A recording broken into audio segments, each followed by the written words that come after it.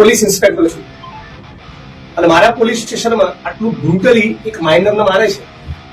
હું ઇડિયટ છું કે મને ખબર ના પડી? પોલીસ ઇન્સ્પેક્ટર એ મૂર્ખ છે કે નાલાયક છે કે બંને છે?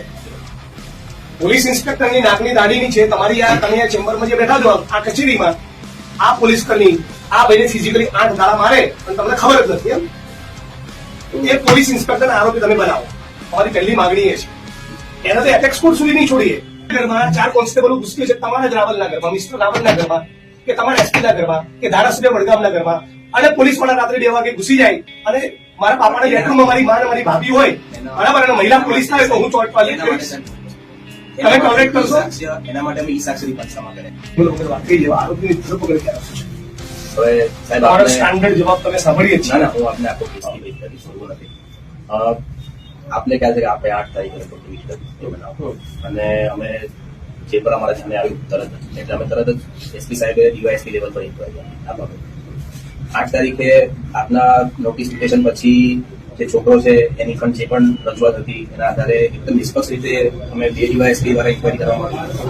અમારા ડીવાયએસપી સૈયદ સાહેબ ઇન્ક્વાયરી કરી અને રિપોર્ટ કર્યો અને તરીકે ફરિયાદ 12 તારીખે રાત્રે ફંડામેન્ટલ વસ્તુ એ છે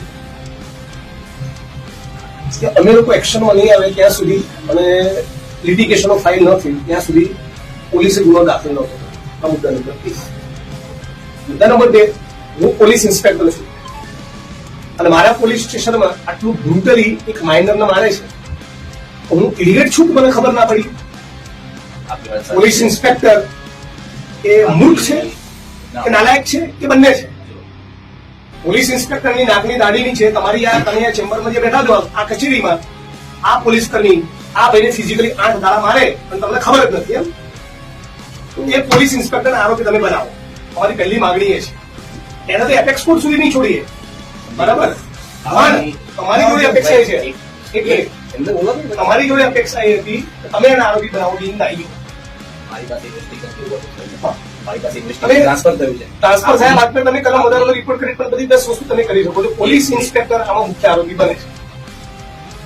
મુદ્દા નંબર 2, ટાઈમમાં બેસી આમની સામે કોઈ ચોરીનું મટીરિયલ ના મળ્યું છતાં આમની દાદીનું વૃદ્ધ પેન્શનના પૈસા પણ પોલીસ લઈ ગઈ. એટલે પોલીસે ઘરમાં જઈને લૂંટ કરી, દરવાજાને લાતો મારવી, રાત્રે 2 વાગે જવું, રાત્રે 5 વાગે જવું, 4:30 જવું, સામાન ફેંકી નાખો.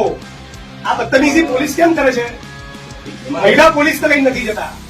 મહિલા પોલીસ તો લઈ નથી જતા. તમારા ઘરમાં 4 કોન્સ્ટેબલો ઘૂસકે છે તમારા જ રાવલના ઘરમાં, મિસ્ટર રાવલના ઘરમાં કે તમારા એસપીના ઘરમાં કે ધારાસભ્ય વડગામના ઘરમાં, અને પોલીસ વાળા રાત્રે 2 વાગે ઘૂસી જાય અને મારા પાપાના બેડરૂમમાં મારી માં અને મારી ભાભી હોય બરાબર, અને મહિલા પોલીસ થાય તો હું ચોટ પાલી કરીશ.